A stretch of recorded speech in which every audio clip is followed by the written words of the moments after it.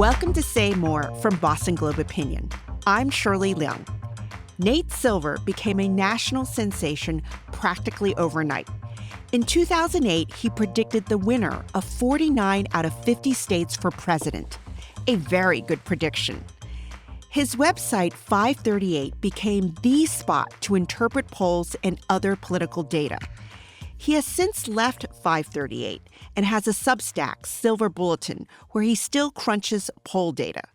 But now, Nate has returned to his first love, poker.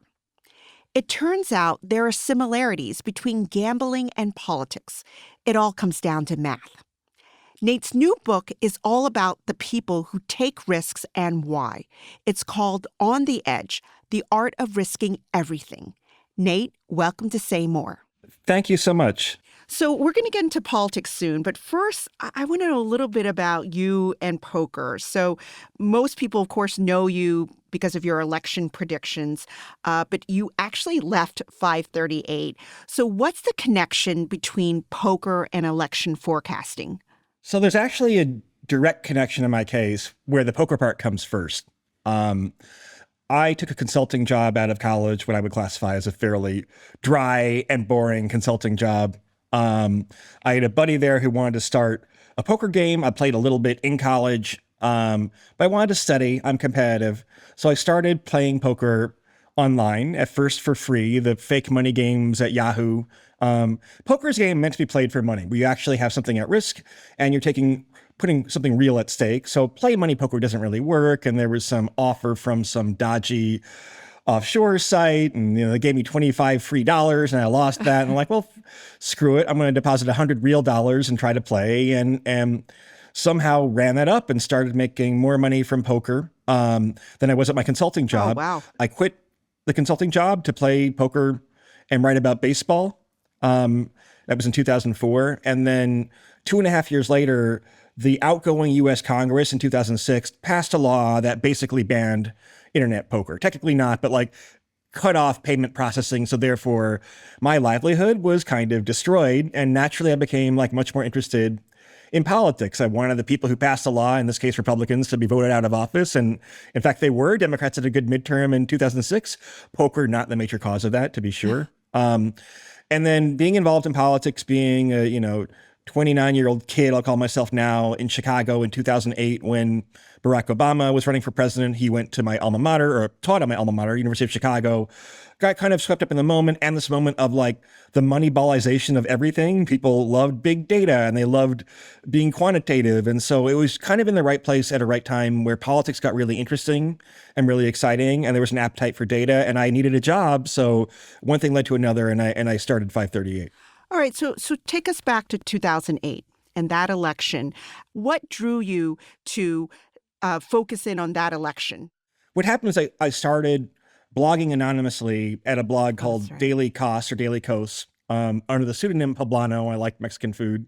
And eventually was getting enough positive feedback where I spun it out into the site 538.com, which is a number of electoral votes.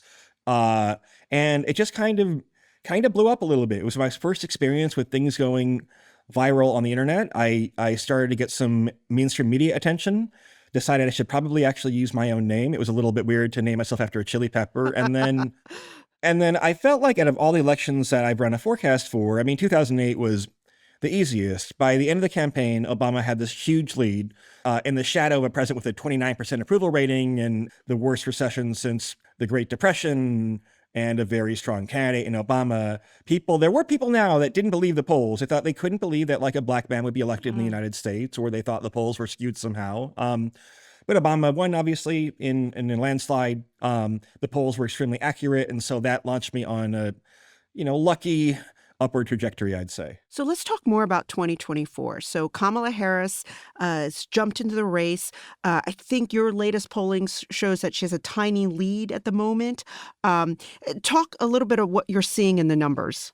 We have seen a very steady increase in the polls for Kamala Harris once she officially became the Democratic nominee. Or I shouldn't say officially, once she became the presumptive nominee, which took only a day or two after Biden dropped out. And it's, by the way, I think, to her credit that she had done enough behind the scenes where that switch happened so quickly and with so little acrimony, really. Now, you can have various theories for this. In general, remember, Democrats are pretty good at winning elections, at least in the popular vote. They've won the popular vote, 5 out of the last 6 elections. It's now a favorite to be 6 out of 7. She's polling between Clinton in 2016 and Biden in 2020, which at about 3 points. Clinton was 2, Biden was 4. She's currently at 3 points. And one way to think about it is that, is Kamala Harris a better candidate than Hillary Clinton? And, my subjective answer to that is yes, at least after seeing the past 3 weeks. But you could also tell a couple of different stories. One might be that the Trump campaign is really flailing, where that's right. Inexplicably, the Trump campaign did not have a backup plan for if Biden was replaced. They were not actually hedging their risks very well, and they were caught very flat-footed. And then the J.D. Vance stuff, they let get really out of control. I think Vance was a weak pick to begin with. He's not a very appealing candidate to swing voters, and so they've made a series of mistakes. I think they maybe haven't done a great job on Tim Walz either, although full disclosure, I probably would have picked Josh Shapiro of Pennsylvania instead. Why is that? I'm a numbers guy. Pennsylvania has a 40% chance of being the tipping point state in our model, which means that it would be the decisive state in the Electoral College. And also he has a track record of, in a purple state, Minnesota's purple leaning but more blue, a very diverse urban, suburban, rural purple state. Shapiro has very good approval ratings. And so, look, I can understand it. Maybe they didn't want to disrupt their momentum. Maybe they also didn't want Harris to be overshadowed. By most of the reporting. Shapiro is a guy who is kind of this big commanding presence. And also maybe if you read between the lines of the reporting, maybe has a fair amount of ego, I guess is one way to put it, although I think almost all politicians do. So she wanted more of a traditional second in command running mate, although I think Tim Walz is an above average political performer. So I thought it was a mediocre pick at the time. I'm coming around to thinking, okay, if their polls are still going up, then maybe you have to give them the benefit of the doubt at this point. And you've written a lot about how the average person is not very good at interpreting polling data. So what do you think people are missing this time around? First of all, I think people should check for signs of where their partisan motivations might color their interpretation of the polls. 80 or 90 or 95% of the criticism is motivated by partisan reasoning. And look, there is reason to be skeptical of the polling for a couple of reasons. One is that it's now very hard to get somebody to answer a stranger's phone call. Yep. So pollsters rely on online methods. They rely on what's called non-probability sampling, where they know that if you call me, I'm political junkie. You call me, oh my God, I'm answering a poll. This is so exciting. Text my friends. Whereas some people will be like, I don't trust the Boston Globe poll or the New York Times poll. I'm not answering this survey. But they're learning they have to correct for that. And the polls are almost like models themselves and not pure randomly dial somebody in the phone book and see what they have to say. So the fact that Trump overperformed his polls by so much in 2016 and actually even more in 2020, people forget that Biden had 8 or 9 point leads in some of the national polls at the end of the campaign and won by 4.5, which is in the popular vote a sizable margin, but still quite a bit less than 8.5. So the polls had a very bad year in 2020 as well. But yeah, look, we're very much in the thickly uncertain part of the race. We've seen how many dramatic events there have been so far. And I don't know. Trump was complacent in the stretch of the campaign from the convention onward, still continuing now, I think, to some degree. And if Harris emerges from the DNC, because usually a candidate maintains their momentum, if not gains more in the polls after their convention, I would think she would need to watch for Democratic complacency as well. Right. She's been a very capable candidate, more than I think most people, including myself, would have thought. But there's a different type of pressure on you when you're the favorite. You get more media scrutiny, and it's no longer in poker we call it a free roll, where if an outcome that's good happens, you win. If it doesn't happen, well, who can blame her? She took over in an impossible situation. Right. Now she'll have real pressure on her, and we'll see how she reacts. Do you think the polls are better now than they were in 2016 and 2020?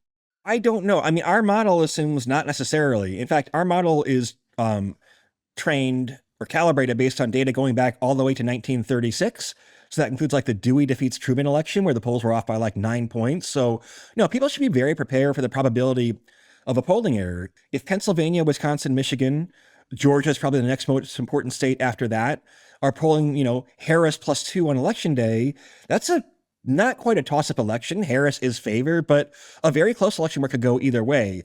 If you get in the Harris +4 or the Trump +4 range, that's when you would start to need a larger polling error. But we saw one as large as that, a 4-point polling miss, just last time around in 2020. So people should, we're not in a country anymore where we're going to have the kind of margins where voters can ever feel complacent in a national election. Maybe in a Senate race in a blue state or a red state, but like right to the finish, it's likely going to be within the de facto margin of error. And if it's 80%, 20% for Harris or 80%, 20% for Trump on election day, I'm a poker player. I've lost plenty of 80-20 hands when the cards went all in. So what is the value of polls then? Are they just overvalued, overrated?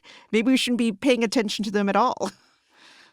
Well, look, I'd say the polls were pretty valuable in letting Democrats make this decision about Harris versus Trump. Yeah, and thinking through, although Harris, her numbers slumped a little bit too when Biden was running, but to believe the polls and say, yeah, actually the fact that Biden's 81 years old and everybody you talk to says this is a huge deal, and now he's trailing Trump, who's never won the popular vote and never been a very popular candidate himself, like that was useful for decision making. But look, I think in some ways the market for polling is kind of specialized in some ways. If you're making trades based on the polls, you're trying to anticipate what effect will the election have on how the Federal Reserve behaves or the tech sector. So investors have reason to be interested in polls. Apart from those two cases, there's like a fandom aspect to it where it's following the score, just like people are watching regular season baseball games, even though the objective stakes of a regular season game are not very high. There's some of that, the other way I might put it though, is you do have the media characterize a lot of the time what the momentum in the race is and what the horse race is like, who's lagging, who's leading, who's pulling ahead, who is slipping behind. And at least the polling gives you like a more quantifiable and quote unquote objective way to do that. I remember in 2012, for example, the media constantly wanted a narrative where there was a Mitt Romney comeback and the race was a photo finish. But in that election, Obama polled very well in the swing states, really overperformed with the GM message versus we save GM versus let's Detroit go bankrupt is a good message to have in Michigan and Ohio and Wisconsin and so forth. And that was a race where there was fake drama created in the news narrative that wasn't really present in the polls as much. So yeah, look, if you don't want to cover the horse race at all, I sympathize with that. I think that what will happen if you do that is that some other news outlet will do that because polling process, horse race stories get a lot of traffic and it's a free market. Right. But look, I would agree that like the news value of polling for predicting elections is not that strong, but the news value of polling for understanding why people vote is pretty high. I mean, the original conceit of like why news organizations like the New York Times pay a lot for very good polling is because we don't want reporters to track their assumptions from their social circles or their beats, which might be narrow slices of the American public, into what the kind of average man or woman on the street thinks. And polling gives individual voters some type of say in an electoral democracy. Yeah, I mean, as journalists, we love polls. I mean, it's we only get to talk to, 5 people, 10 people, but a polling, you get to talk to hundreds of voters and really get a sense of you hope you really get a sense of what voters are thinking. And so, I mean, I think part of the reason why you and your blog and Silver Bulletin now, I mean, the reason why you're so popular is people want certainty and firm answers in a really complex world. So do you think that's why people follow these polls so closely? They're just, a yearning and maybe that's why they maybe overvalue them because they want answers? Of course. I mean, I think that's a very natural psychological element for sure, Shirley. One thing I heard a lot in 2012, which is this race where Obama has, with the exception of the first debate, a pretty steady lead most of the time, is to say, Nate, you helped keep me calm during the election. And it's like, it's not my job to keep you calm. That's not my intent. My intent is to just convey reality in this probabilistic way. And I thought people were too calm in some ways. Democrats were too calm in 2016 about Trump being only narrowly behind Clinton in these Midwestern swing state polls. So yeah, there's definitely like an attachment toward towards certainty. One of the themes in the book is about like, we have lost a lot of trust in institutions like the media, like the Supreme Court, like the Catholic Church. I'm trying to use a mix of Democratic and Republican coded institutions, like higher education, for example. People feel like they're left on their own, and that can be frightening and demoralizing. And so things you can latch on to, like certainty and strongness, I think can be a crutch for people. More of my conversation with Nate Silver after this short break.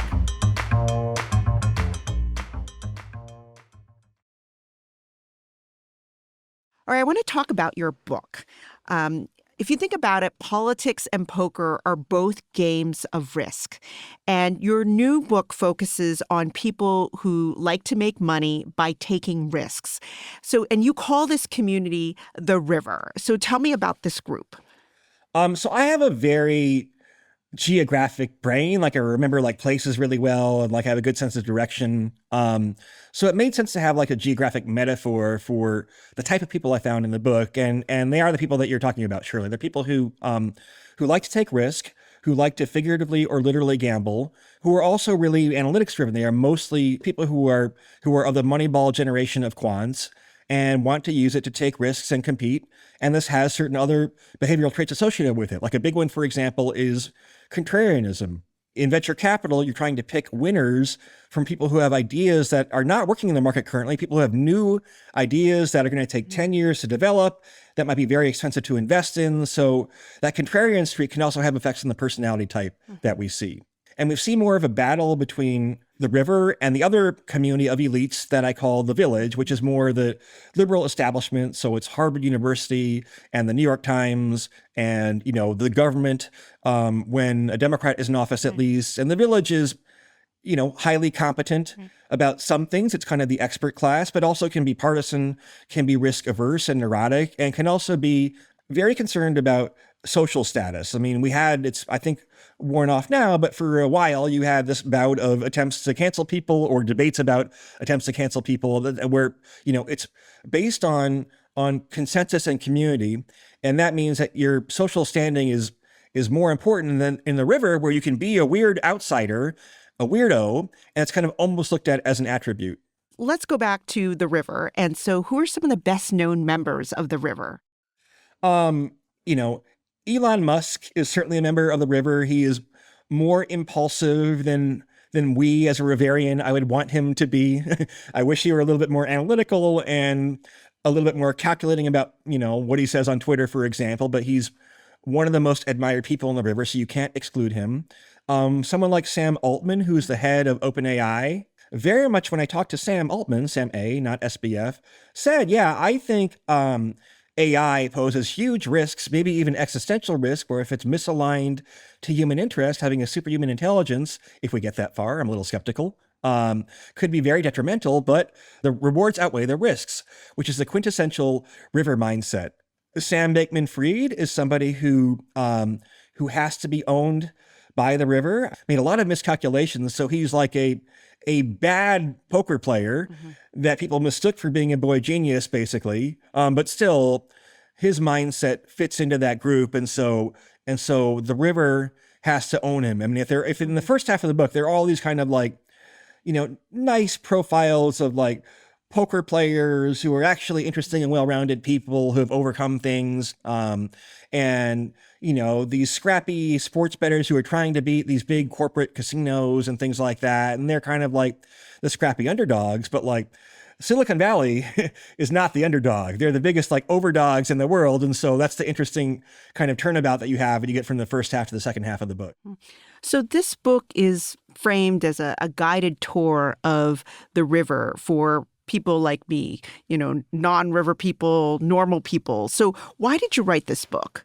It's partly my own feeling of alienation from the Village and realizing that I was a Riverian at heart and trying to understand and explore that. It's partly because I think we need a mix of people who are risk takers in society and people who are appropriately cautious in different scenarios. In COVID, it seemed like we were often schizophrenically oscillating between very risky things and very risk averse things that were not optimal in either direction necessarily. It's partly because I do think that we need a role for government when it comes to things like regulating AI. I mean, Sam Altman literally thinks that what they're doing is as important as a Manhattan Project that developed nuclear weapons. If you watch Oppenheimer, it's all about the Manhattan Project. But that was funded by the government and not by private business. And, in the Manhattan Project, some of the scientists were worried that these experiments, these tests, could be very dangerous, that there was a 1 in 1,000 chance that their calculations were wrong and you ignite the Earth's atmosphere on fire.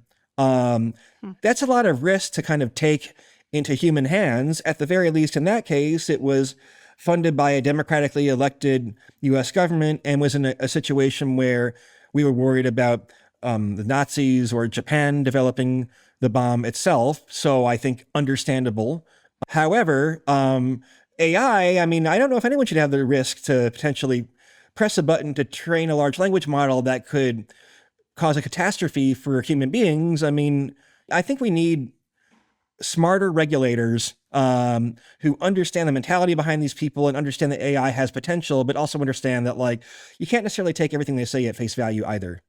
So it sounds like you wrote the book because, in part, I mean, you think we should be taking more risks in general. I mean, do you think COVID made us so risk adverse? I think there was an underground in COVID where, the first place I traveled by plane after the pandemic in April 2021 was to a poker tournament in Florida. People are supposed to be wearing masks, but if you're eating, smoking, or drinking, you can take your mask off. And people are usually doing one of those things, if not more, in a casino. And so, yeah, I mean, and there is this whole world of people who are not going to live in this safe, sterile environment, and people, whether it's genetic or something else. Yeah, you're going to have risk takers and you're going to have people who are not taking risk. And I think I'm kind of on the side of the risk takers. And at first it felt very validating to kind of have found my people, I think. But then the second half of the book, like I said, is darker. And if you're like, well, what if I just took kind of the poker mindset and applied that to everything? Well, maybe you wind up like SBF, and maybe that's not so great necessarily. But these are nuanced portraits, right? If you want a book that says, oh, Peter Thiel is evil, blah, blah, blah, then you're not going to find that in On the Edge. If you want a book that, like, where I actually talked to Peter Thiel and did a lot of reporting on him and kind of present him in his own terms, and you can be the judge of that, I think it's a fair portrayal, but not one that is particularly friendly or kind, right? This is a book that tries to tell, or tries to show and not tell, to tell a complete picture of these people that are very powerful, and I think are often maybe not well covered by the mainstream media, because it says, hey, these people are disliked by our audience, so therefore slap a bunch of headlines on it and a lead paragraph and a framing that actually, I think, isn't as informative as it could be. And also because of the fact that, for better or worse, Sam Bankman-Fried is a fascinating person. I think a person who in some ways could be called evil. But the story of, like, why so many people bought into him and the mentality of how he got so far with this fraud against crypto depositors. I mean, that's a fascinating story that I think I have the ability to tell well, because I think like these people. It's a little bit like if I were from the South, and I were writing about a story that takes place about the South, I think I would be just better off in lots of intangible ways than being from the North, right? I could do a good job as a Northerner writing that book about the South, but a better job as a Southerner. Mm-hmm. I mean, I've been covering business for 2 decades. And so when I was reading your book, I was thinking, wait a minute, I cover a lot of these people and the Rivarians. They're the people I cover. They're the people who take big risks, who made a lot of money. I don't really understand how and how and why they made money, but they figured it out. And they tend to, own sports teams. They tend to, they're professional risk takers. And so, I mean, I was wondering if you could talk about, what do you think are the biggest misconceptions about the people in the river, these professional risk takers? I think the misconceptions are not about the personality type, but more like, I think people don't realize how much better off the human condition is than it was 50 or 100 years ago because of technological advancement. Billions of people literally have been lifted out of poverty. I think people neglect how well free markets actually work as compared to the alternatives. But I think their conceptions about the people are not necessarily wrong, right? These are people who claim to be very rational and often are very rational within their domains, but also can be emotionally driven. I mean, I think a lot of the Elon stuff on Twitter is not some, 13-dimensional chess calculation, but him being aggrieved and acting emotionally in different ways. And the idea of the, very, very large accumulation of wealth and power in the hands of fewer and fewer people, like that part is also basically correct. So it's kind of like a pro-capitalist critique of kind of where we're of where we're headed, I think is one way to read it. Well, Nate, thank you for giving us a tour of the river for those of us in the village here in Boston. So Nate Silver is a data scientist, poker player, and an author. His new book is called On the Edge: The Art of Risking Everything. Thank you, Nate, for joining me on Say More. Thank you, Shirley. Today's episode was produced by Anna Kusmer. Our editor is Jim Dow. Our engineer is Uzair Ahmed. Our music is from APM Music. If you like the show, please follow us and leave us a review on Apple, Spotify, or wherever you get your podcasts. You can email us at saymore@globe.com. I'm Shirley Leung. Thanks for listening.